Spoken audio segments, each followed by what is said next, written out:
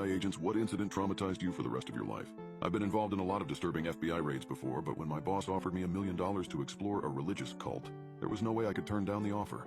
I never could have guessed it would be the last time I'd ever see my co-workers again. I knew this mission was different from the rest, since we were offered $1 million bonus which was given to us up front, before even going on the mission.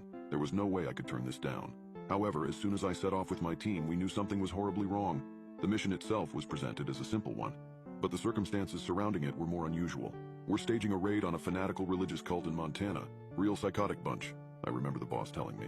I couldn't have imagined a better compensation than the one he was offering, so I listened intently. In all honesty, it was nearly enough to set my entire team up for retirement. I knew what we were doing was illegal, but they didn't seem to care. Working as an FBI agent makes you untouchable to the average person.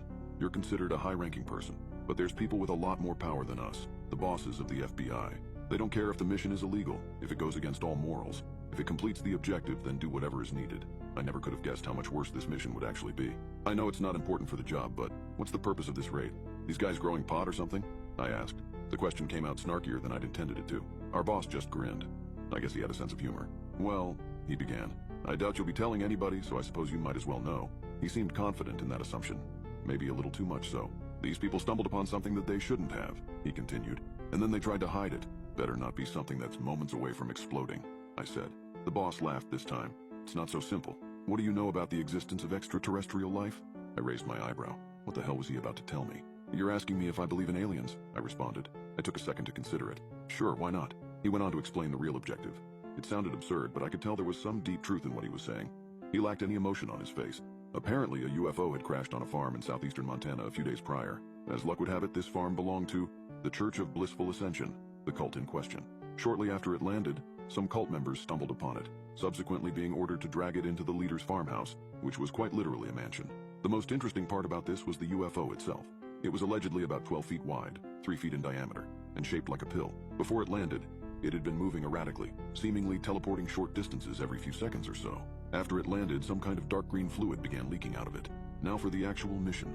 We simply had to go in and assist a team of CIA and FBI agents in wiping out every single member. No survivors, no witnesses, no exceptions. What the FBI bosses planned to do with the UFO afterwards was none of our business. Not that I really wanted to know. When they told us no witnesses, I should have realized they meant literally. We didn't have much time to prepare for the raid, but it didn't sound like we needed it. We were dealing with amateurs.